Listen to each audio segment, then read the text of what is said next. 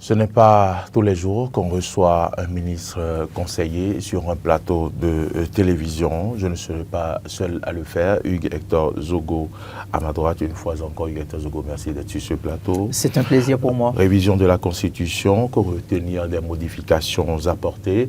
Pour en parler, nous avons invité pour vous le ministre Gilbert Théou Mallet, ministre conseiller à la justice et aux relations extérieures. Monsieur le ministre conseiller, bonjour. Bonjour. Merci d'avoir accepté une fois encore notre invitation. C'est moi. Alors, dites-nous pourquoi, monsieur le ministre, comment expliquer alors aux téléspectateurs, aux auditeurs du Diaspora FM qui nous suivent les motivations profondes qui ont donc conduit à cette nouvelle révision de la Constitution? Merci bien. Je voudrais saluer tous ceux qui nous écoutent. Pour aller vite, je voudrais simplement dire que, vous savez, depuis 1990 que nous avons eu une nouvelle constitution, beaucoup de chefs d'État se sont succédés à la tête de notre pays, oui, et dans la mise en œuvre donc de leur programme d'action pour le bien-être des populations. Et comme toute activité, lorsque vous faites un chemin, on s'arrête pour voir si ce qu'on a fait répond à ce à quoi les populations s'attendent. D'accord. Même le paysan dans son champ, lorsqu'il travaille, à un moment donné, il se redresse pour voir ce qu'il a abattu comme travail. Et s'il y a des redressements à faire, il le fait. Mieux, nous sommes dans un monde aujourd'hui où c'est comme dans un village, oui, où village planétaire, bien sûr, oui, où tout est lié. Donc le monde évolue.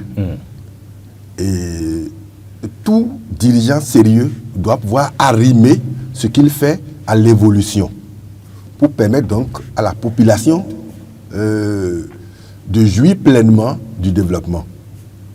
Donc aujourd'hui, nous sommes arrivés à une étape où il était nécessaire qu'on revoie un peu les dispositions de notre loi fondamentale pour pouvoir arrimer ça au développement.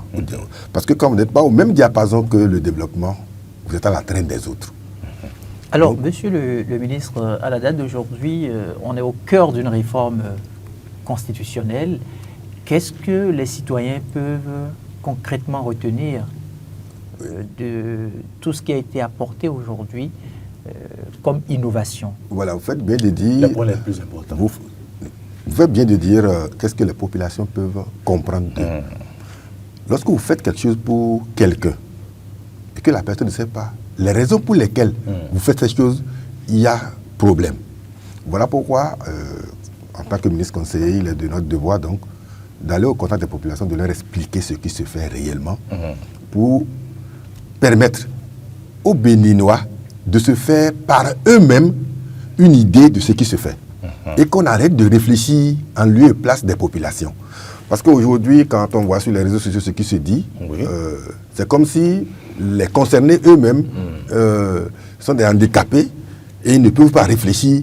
Et c'est certains, 2 ou 3 personnes qui restent hors du territoire pour dicter leur vision de ce qui se fait alors qu'ils n'en savent rien. Alors le chef de l'État, le président Patrice Talon, est un homme de vision. Comme il a dit lui-même, que c'est à la fin de son mandat qu'on pourrait le porter en triomphe. Aujourd'hui, nous sommes contraints, obligés de comprendre, d'accepter que Patrice Talon a une ambition pour son pays. Il aime son pays. Alors, je voudrais d'abord partir de la question suivante. Est-ce que c'est opportun aujourd'hui de toucher à la Constitution? Et qu'est-ce qui était si urgent, monsieur le ministre? Bien sûr que oui. J'ai entendu des gens dire sur des plateaux qu'il est déjà à la fin de son mandat. Pourquoi ne pas partir tranquillement et laisser quelqu'un d'autre venir le faire? C'est une aberration. Il n'a pas été élu pour travailler à moitié. Il a été élu pour mettre en œuvre pleinement sa vision. Et dans l'expérience, parce que ceux qui parlent n'ont pas été chefs de l'État. C'est encore là le plus important. Ceux qui disent des trucs, ils n'ont jamais été chefs d'État. Donc ils ne sont pas allés au contact de la gestion même de la chose publique sur le plan national. Et c'est lui donc que le peuple a choisi. Et c'est lui qui rencontre après. Alors je prends le cas, par exemple, du Sénat. Très bien. Donc, vous êtes en train de parler déjà des innovations. Des innovations. Je prends le cas du Sénat. On se demande si c'est opportun. Alors, certains vont jusqu'à dire même que c'est encore une autre institution budgétivore. Oui.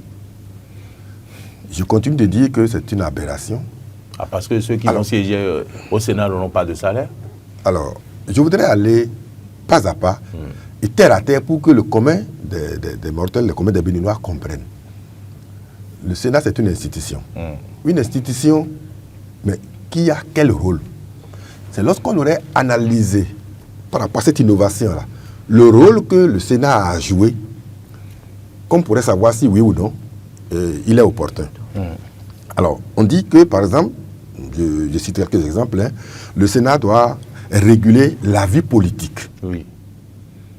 Et nous savons tous que c'est le politique qui gère la destinée du pays. Et lorsque cette gestion se fait dans l'anarchie, dans le désordre, il y a un problème. Alors, à ce niveau, simplement, je voudrais m'arrêter pour dire, des gens ont été chefs de l'État dans ce pays, et par rapport au volet politique, a estimé que nous sommes dans une démocratie Nescafé. Oui. C'est étonnant que ce soit ces mêmes personnes aujourd'hui qui estiment qu'il n'est pas opportun donc de revoir ce qui n'allait pas. Comme quoi, même si ça ne va pas, laisser les Béninois souffrir. C'est ce que ça signifie en réalité. Et comme Patrice Talon n'est pas dans cette posture, il pense réparer ce qui est réparable, arrimer ce qu'il faut pour permettre donc à son successeur de bien gérer le pays, d'avoir la liberté, la latitude, la capacité de mettre en œuvre son programme d'action pour le développement. D'accord. Alors, aujourd'hui, nous savons que la sécurité, la sauvegarde, la protection de notre intégrité nationale, c'est un fait qu'il faut protéger. Alors, quand on s'en arrête là, on peut déjà conclure que le Sénat est venu pour stabiliser les institutions de la République. Et quand les institutions de la République sont stabilisées, il y a la possibilité donc de création de richesses, donc de développement. D'accord. Mais vous n'avez pas le sentiment que la Constitution de 1990 a pu nous permettre déjà d'avoir une stabilité suffisante? Mais je viens de vous donner un exemple. Vous voyez un président qui a été élu et qui veut mettre en œuvre son programme d'action. Et au lendemain de la prestation de serment, il trouve déjà des hommes politiques qui se positionnent pour l'empêcher donc de mettre en œuvre son programme. En réalité, lorsque vous aspirez à gérer le pays, j'estime que vous pensez pouvoir apporter un plus dans le développement du pays, donc dans le bien-être des populations qui vous ont élus. Alors, si vous vous positionnez pour empêcher que quelqu'un développe le pays, vous, opposants, vous positionnez pour développer quoi? Ça veut dire que vous n'aimez pas la population. Et c'est à ça que nous avons assisté depuis. La preuve, ceux-là même qui s'insurgent contre, c'est eux qui ont dit, ils ne me connaissent pas. Moi-même, laissez-les. Ils n'ont qu'à sortir, je ferai venir les miens de là-bas pour qu'ils s'affrontent. À ce niveau, est-ce que vous pouvez parler de sécurité? On peut penser un instant que c'est sous l'effet de l'émotion que c'est... Oui, mais quand sous l'effet de l'émotion, vous avez dit, allez attaquer. Est-ce que, après, quand l'émotion va passer, vous allez ressusciter ceux qui sont morts? On ne pourra pas. On ne pourra pas. Vous voyez donc qu'il faut une instance pour réguler tout ça, pour discipliner tout ça, pour contenir ces émotions-là.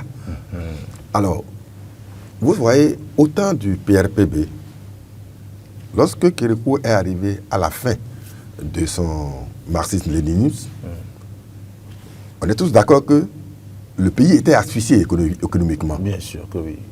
Et ça, c'est avec la complicité des Béninois. C'est vrai. Donc, ils n'aiment pas leur pays. C'est vrai. Ce pas des patriotes. C'est vrai. Mais il avait voulu régler le problème du monstre à trois têtes. Et quand il a réglé ça avec la force, en 90, lorsque nous avons été à la conférence, cette assise-là a encore mis l'accent là-dessus. Voilà pourquoi la Constitution a été prise pour éliminer ceux-là. Ça voudra dire que nous avons des sages qui ont été mis carrément au garage. Mais lorsque vous prenez ce qui se passe aujourd'hui... En ce moment précis, il le fallait. Il le fallait. Voilà pourquoi je dis souvent qu'une loi est prise pour régler un problème. Donc c'est circonstanciel. D'accord. Lorsque le problème est enrayé, naturellement, cette loi est avancer. caduque. Il faut repasser à autre chose. Et c'est ce que nous sommes en train de faire. Aujourd'hui, quand vous prenez le Sénat, il n'est pas en train donc de mettre carrément ces anciens présidents-là, ceux qui ont eu la chance de gérer ou de diriger, d'avoir de hautes fonctions dans le pays, on n'est pas en train de les mettre au garage, mais on est en train de les mettre quelque part où ils pourront toujours être utiles à leur pays. Je donne un exemple. Lorsqu'il y a eu des démêlés entre le Bénin et le Niger, le président Soglo et le président Yahi Boni se sont déplacés eux-mêmes, volontairement, pour aller discuter avec le président du Niger pour que les deux pays puissent travailler la main dans la main comme auparavant. Ils n'ont pas été mandatés. Mais quand ils sont revenus, l'opinion publique nationale a apprécié leur démarche. Tout à fait. Ce qui signifie que l'opinion a démontré que nous avons besoin d'une instance comme ça, une chambre de sages pour intervenir à des moments donnés quand il y a des situations comme ça. Il y a même eu la question de légitimité, parce que quand ils sont revenus, on Oui. se disait, bon, Voilà. ils vont, débat sur ce ils plateau. vont rendre compte en tant que qui.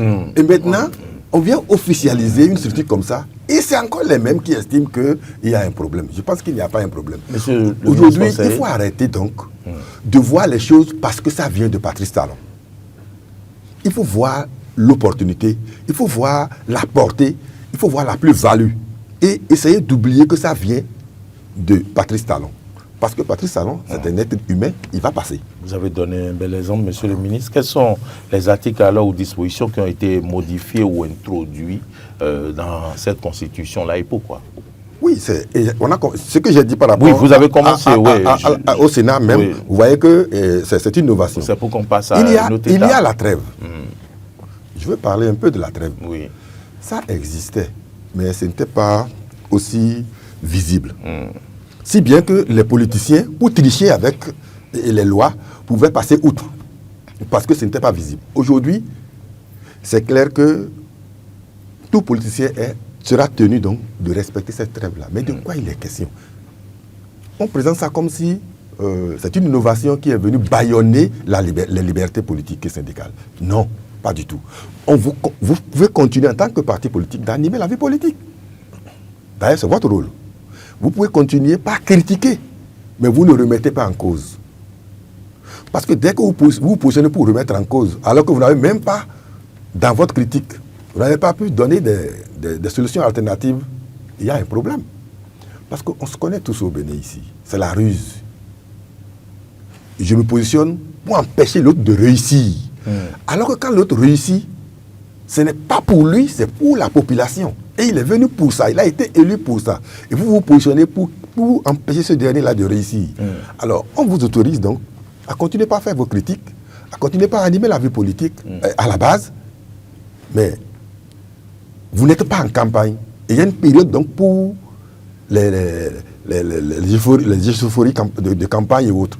Ça, c'est une manière donc de réguler la chose politique au Bénin. Et là, on ne sera plus là à dire nous sommes dans une démocratie. Mais il y a les compatriotes béninois qui veulent aujourd'hui comprendre les garanties que nous offrent ces réformes-là pour éviter, par exemple, les dérives politiques ou personnelles. Mais c'est justement ces dérives-là que le Sénat vient canaliser. Tout à fait. Vous voyez, par exemple, quelqu'un qui se dit béninois et qui, pour une raison ou une autre, est à l'extérieur. Mais le plus souvent, ça c'est une parenthèse, c'est les gens qui ont des démêlés avec la justice et qui sont incapables de se justifier, qui ont pris la tangence, qui le font. Lorsque vous déclarez qu'au Bénin, nous avons des bases militaires françaises installées à nos frontières, sachant bien que vous êtes dans la dérive, est-ce qu'il ne faut pas une instance pour canaliser des gens de ce genre? Parce que lorsque vous présentez notre visage de votre pays à l'extérieur, vous empêchez l'arrivée donc des investisseurs. vous préparez donc pour asphyxier économiquement le pays. Mais monsieur le ministre, ce n'est pas des patriotes. On peut se permettre de dire que la justice règle déjà ce genre de problème, non? Parce que c'est de la diffamation à la limite. Alors, et pourtant ça continue. Et lorsque la justice va commencer par régler tous ces problèmes, vous allez continuer par dire Patrice Talon ne fait qu'arrêter les gens. N'est-ce pas? Donc, autrement dit, c'est une institution morale.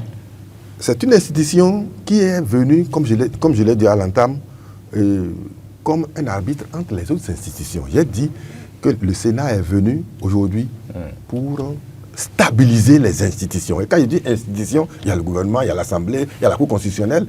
Et lorsqu'une décision se prend, et que cette décision-là, je suppose un instant que les amis démocrates qui estimaient que le code électoral était un code chrysogène, s'il y avait une institution de ce genre, elle allait jouer à l'arbitrage pour constater si réellement c'est eux qui avaient raison ou si c'est nous qui avions raison. Vous voyez, c'est donc l'idée de pacifier totalement. Parce que quand on parle de paix, comme l'a dit le président Houphouët-Boigny, c'est un comportement. Alors, quand les gens tablent sur la liberté pour semer le désordre, il faut des structures de canalisation pour pouvoir dire non, ça ne se fait pas comme ça, voilà vos limites. Parce que comme je le dis, votre liberté s'arrête là où commence celle des autres. Est-ce que tellement les modifications qu'on devrait apporter étaient sans équivoque qu'il ne fallait pas donc faire des consultations en amont avec la société civile et autres? Et pourquoi c'est maintenant que on va au contact des populations, monsieur le ministre? Déjà respectable, des religieux parlent de braquage. Je suis désolé. Je suis vraiment désolé.